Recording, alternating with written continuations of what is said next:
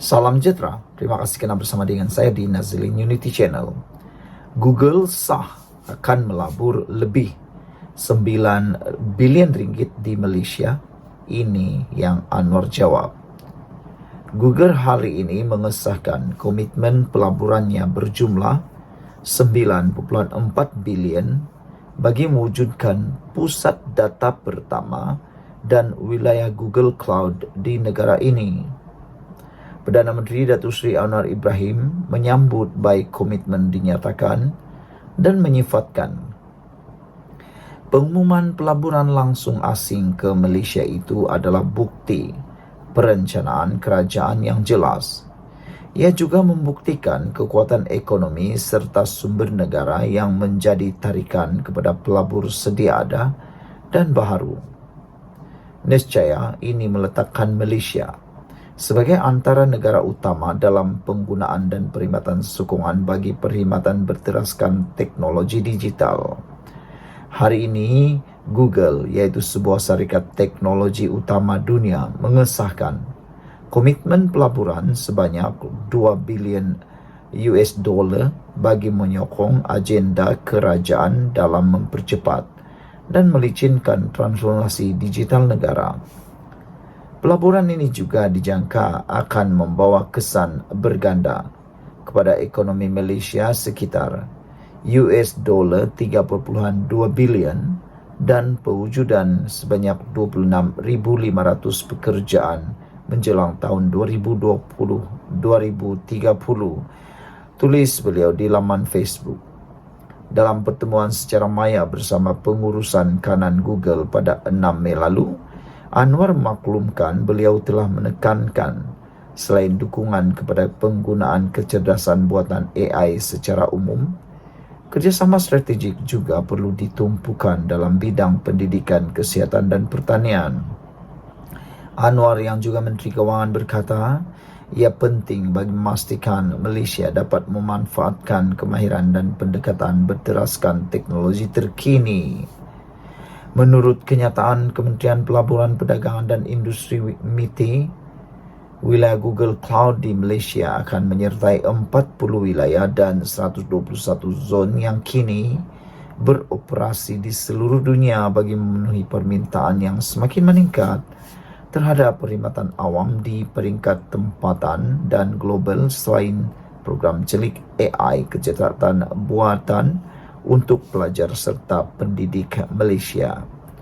Komitmen terbaru oleh sebuah lagi gergasi teknologi global kepada Malaysia ini menjadi pencapaian penting dalam visi kerajaan Madani untuk menarik lebih ramai pelabur digital ke negara ini bagi membantu membina ekonomi yang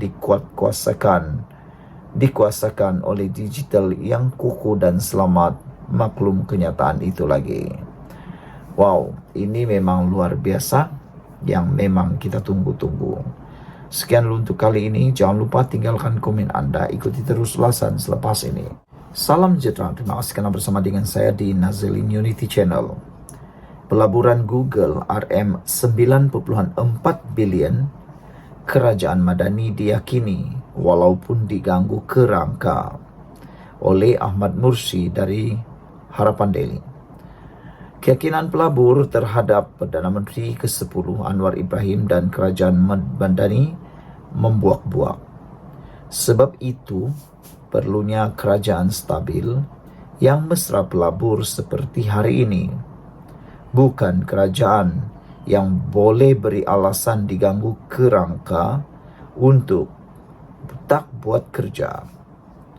Dengan pusat data Google ini, Malaysia akan menyertai 11 negara lain dan wilayah Google Cloud pula akan memasukkan Malaysia bersama 40 wilayah dan 120 zon lain.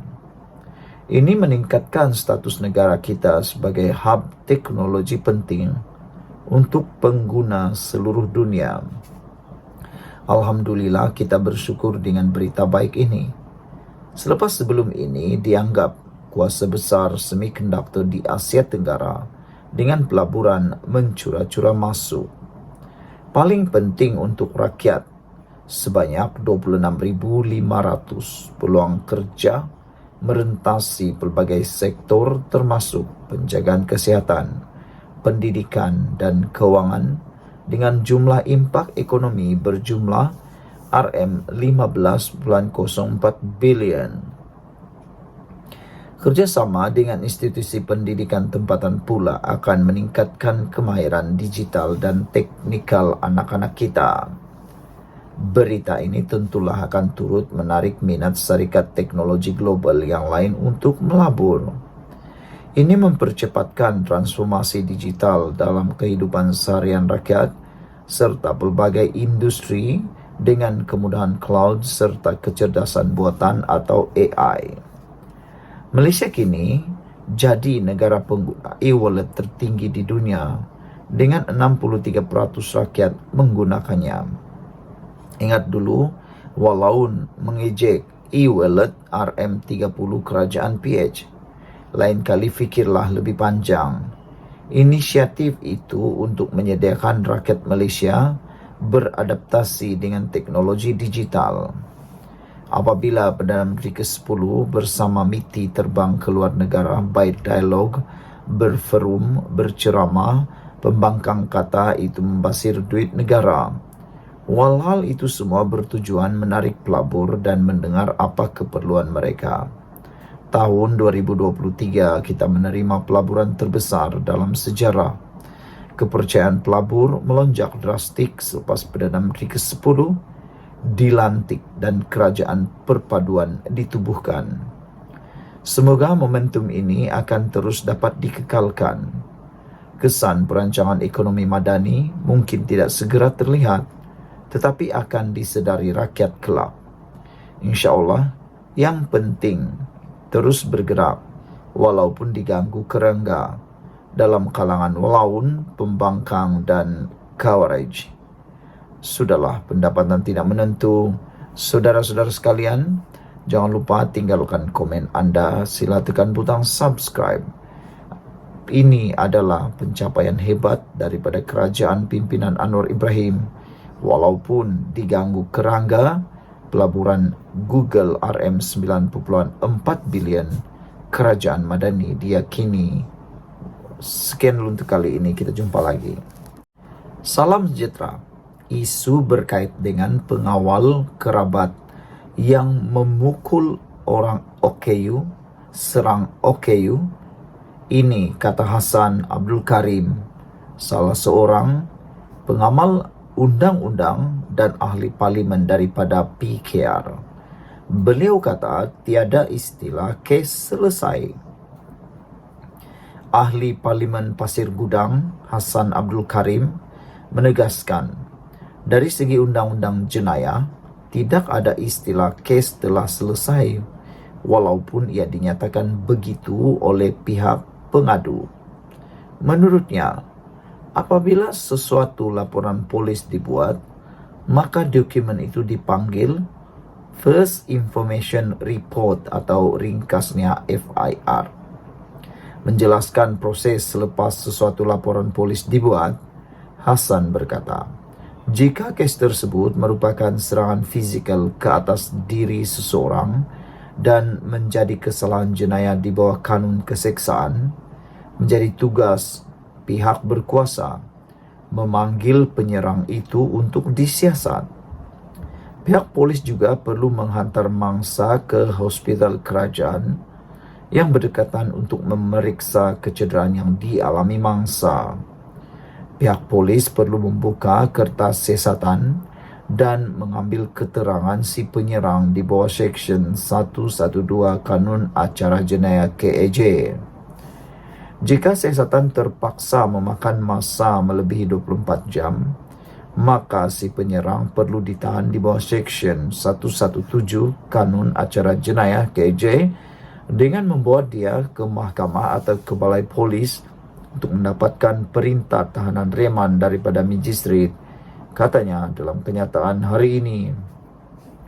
Walaupun tidak memetik sebarang nama atau menyentuh kes secara khusus, Hassan dipercayai kes seorang pemandu e-hailing yang juga orang kurang upaya OKU mendakwa dipukul pengawal pribadi seorang kerabat diraja di sebuah hotel di Kuala Lumpur semalam.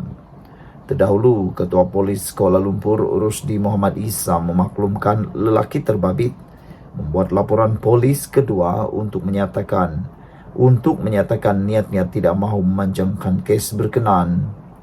Rusdi berkata lelaki berusia 46 tahun itu memfailkan laporan baru itu pada 9:59 malam tadi. Hasan berkata, walaupun ada laporan polis susulan dibuat, sesuatu kes tidak boleh dianggap selesai dengan begitu saja. Yang penting jelas ahli parlimen yang memiliki latar belakang undang-undang itu, laporan polis yang pertama yaitu FIR. Kes selesai membawa makna dari segi kesalahan Todd, yaitu apabila mangsa tidak berniat untuk mengambil tindakan sivil bagi kesalahan yang merupakan serangan ke atas diri yang dipanggil assault and battery. Tetapi bagi kesalahan jenayah, itu adalah dalam bidang kuasa polis. Walaupun mangsa menarik balik laporan polisnya yang pertama atau membuat laporan polis yang kedua, menyatakan kes selesai, maka dari segi perjalanan undang-undang, ia tidak boleh mempengaruhi atau memberhentikan tindakan polis, jelasnya. Tambah Hasan, ia melibatkan isu kedaulatan undang-undang di Malaysia. Tegasnya lagi, mengikut perkara 8 Perlembagaan Persekutuan, semua orang adalah sama di mata undang-undang. Tidak kira yang menyerang itu orang atasan atau pegawai pribadi atau orang atasan hatta bertugas sebagai pegawai atau pengawal pribadi kaum kerabat diraja, hatta bertugas dengan raja atau sultan memerintah negeri atau yang di Pertuan Agong sekalipun, maka kesalahan jenayah terhadap rakyat biasa, lebih-lebih golongan OKU tidak boleh dipandang ringan. Mengikut perkara 5 Perlembagaan Persekutuan, setiap warga negara termasuk golongan OKU dijamin kebebasan dirinya, katanya lagi. Dipetik daripada mykmu.net dari Malaysia Kini, serang OKU tiada istilah kes selesai, kata Hasan Abdul Karim. Sekian untuk kali ini, jangan lupa tinggalkan komen anda, sila tekan butang subscribe, kita jumpa lagi, bye-bye. Salam sejahtera, terima kasih karena bersama dengan saya di Nazilin Unity Channel. Baru-baru ini kita digemparkan dengan satu kes yang mana seorang pengawal pribadi kerabat diraja didakwa telah memukul OKU. Namun demikian, OKU tersebut telah pun membuat laporan polis kedua untuk menyelesaikan kes tersebut. Namun demikian, hari ini daripada mykmu.net menyatakan polis perlu terus siasatan dakwaan pengiring kerabat pukul OKU, kata LFL. Siapa LFL? Lawyer for Liberty menggesa polis untuk meneruskan siasatan kes pemandu e-hailing orang kurang upaya yang didakwa dipukul pengawal pribadi seorang kerabat diraja. Kerajaan perlu memastikan tiada campur tangan dalam siasatan, kata mereka. Kewibawaan undang-undang kita dan penguatkuasaannya dalam pertaruhan dan sebarang langkah yang salah akan membawa kepada kehilangan kepercayaan sepenuhnya terhadap pengendalian keadilan di negara kita, kata pengarah LFL Zaid Malik dalam kenyataan hari ini. Senada dengan ahli parlimen PKR Hasan Karim, Zaid juga menegaskan tiada istilah penyelesaian antara pihak yang didakwa sebagai pelaku dan mangsa dalam kes jenayah. Dia berkata, apabila laporan dibuat, polis bertanggung jawab untuk menyiasatnya. Seksyen 3 dalam kurungan 3 Akta Polis 1967 mempertanggungjawabkan polis untuk mengekalkan keamanan dan keselamatan negara, mencegah dan mengesan jenayah, serta menangkap dan mendakwa pesalah, katanya lagi. Justru Zaid berkata, tugas menyiasat tidak boleh diabaikan hanya kerana Laporan polis dibuat untuk menyelesaikan atau menarik balik laporan asal terhadap dakwaan jenayah yang dilakukan. Dia berkata jika itu dibolehkan, kalangan yang berkuasa boleh memaksa agar sebarang laporan yang dibuat ke atas mereka untuk ditarik balik. Ia akan membawa kepada keruntuhan sistem keadilan jenayah kita, menjadikan undang-undang jenayah hanyalah sandiwara, katanya lagi. Semalam, Pengarah Jabatan Siasatan Jenayah JSJ Bukit Aman Muhammad Suhaili Muhammad Zain berkata, seorang individu membuat laporan berkenaan perkara itu pada Selasa lalu dan kes disiasat mengikut Seksyen 323 Kanun Keseksaan. Seksyen itu berkenaan kesalahan mencederakan secara sengaja dan membawa hukuman penjara tidak lebih setahun, denda tidak lebih RM2,000 atau kedua-duanya sekali. Namun, Ketua Polis Kuala Lumpur Urusdi Muhammad Isa dalam kenyataan kemudian memaklumkan individu tersebut membuat satu lagi laporan pada malam hari yang sama yang menyatakan dia tidak mahu memanjangkan kes berkenaan. Pengadu telah membuat laporan polis kedua, menyatakan telah menyelesaikan perkara yang berlaku secara baik serta tidak mahu memanjangkan kes, katanya lagi. Hari ini, LFL menyatakan polis perlu terus siasat dakwaan pengiring kerabat diraja pukul OKU. Sekian dulu untuk kali ini. Jangan lupa tinggalkan komen Anda. Sila tekan butang subscribe dan kita jumpa lagi. Salam sejahtera. Terima kasih kerana bersama dengan saya di Nazlin Unity Channel. Bekas CEO M-Bank cuba sembunyi salah laku berkait dengan 1MDB. Itu penjelasan dan pendedahan Zeti, bekas Gubernur Bank Negara Malaysia. Zeti memberitahu mahkamah bahawa M-Bank tidak melakukan usaha yang wajar berhubung urus niaga 1MDB.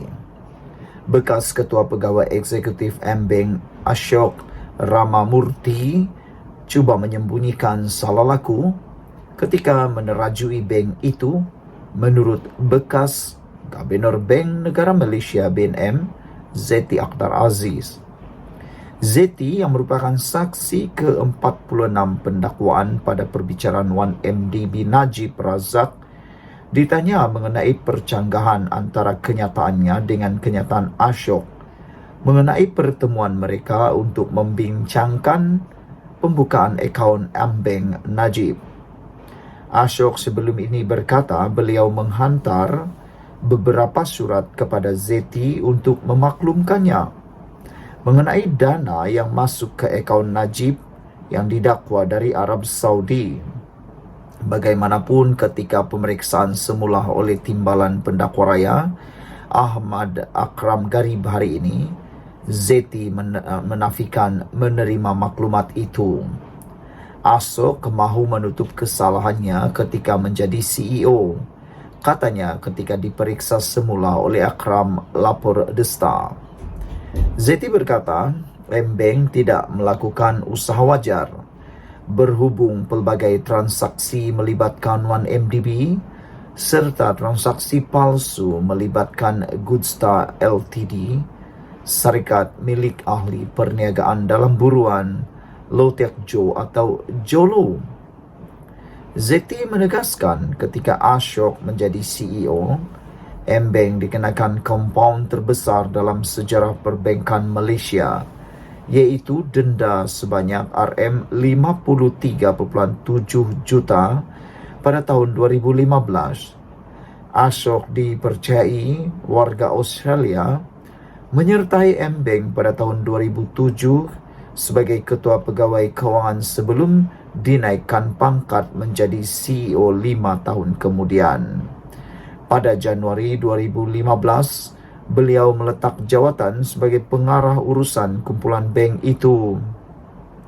Najib sedang dibicarakan atas 4 tuduhan salah guna kuasa dan 21 tuduhan penggubahan wang haram yang membabitkan RM2,28 bilion dipercayai dana 1MDB yang didakwa dimasukkan ke dalam akaun M-Bank miliknya antara Februari 2011 dan Disember 2014. Selepas 235 hari membentangkan kes dan memanggil 50 saksi, pihak pendakwaan hari ini menutup kesnya dalam perbicaraan Najib. Saudara-saudara sekalian, dengan pendedahan yang mengejutkan daripada Zeti ini, kita semua memang tak sangka bekas CEO M-Bank didakwa cuba sembunyi salah laku, kata Zeti.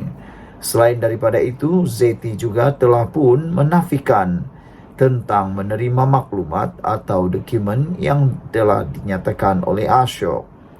Ashok sebelum ini mendakwa beliau telah menghantar beberapa surat kepada Zeti untuk memaklumkan mengenai dana yang masuk ke akaun Najib yang didakwa dari Arab Saudi.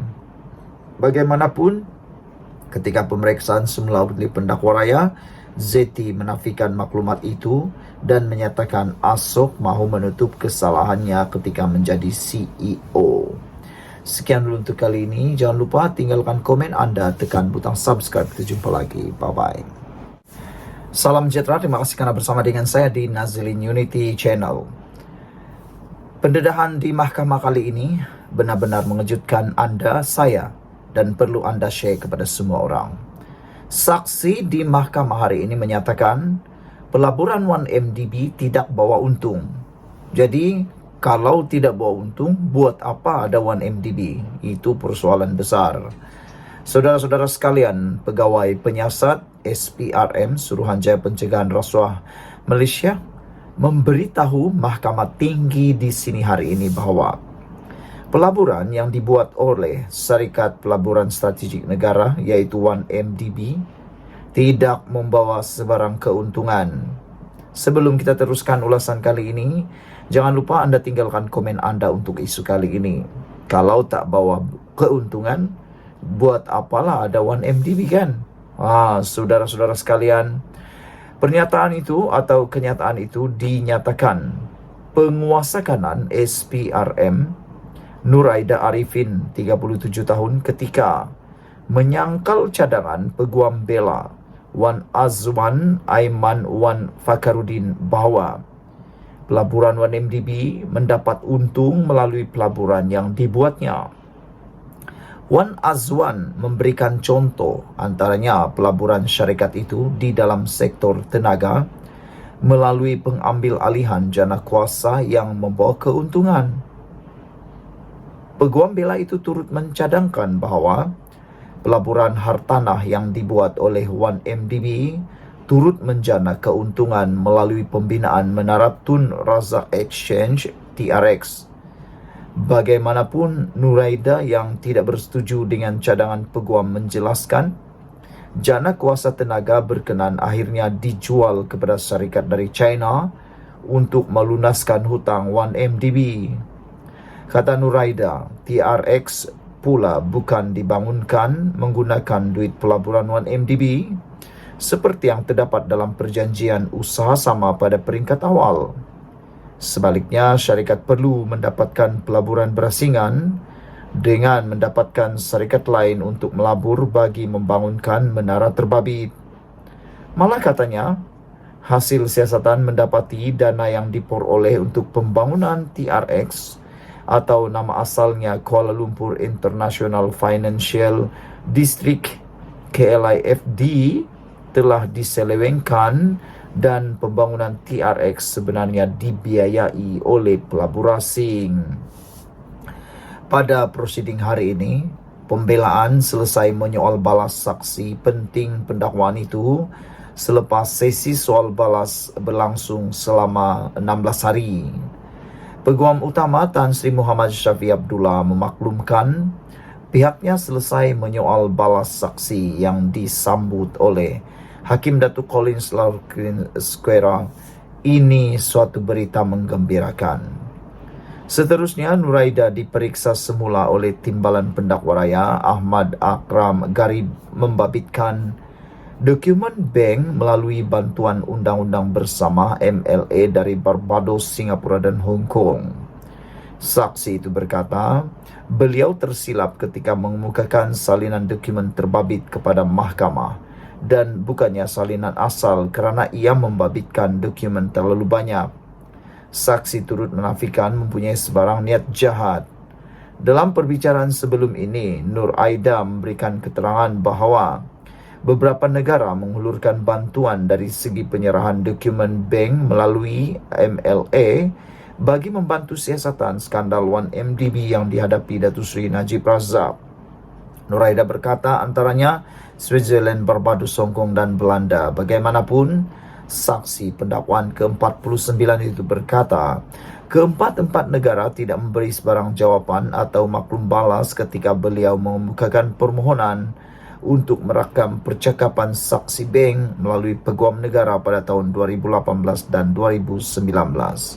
Nur Aida memberikan keterangan terhadap Najib, 70 tahun, yang berdepan 4 pertuduhan iaitu menggunakan kedudukannya untuk memperoleh suapan RM2.3 bilion dana 1MDB dan 21 pertuduhan pengubahan wang haram membabitkan jumlah yang sama. Sekian dulu untuk kali ini. Jangan lupa tinggalkan komen anda, tekan butang subscribe. Kita jumpa lagi.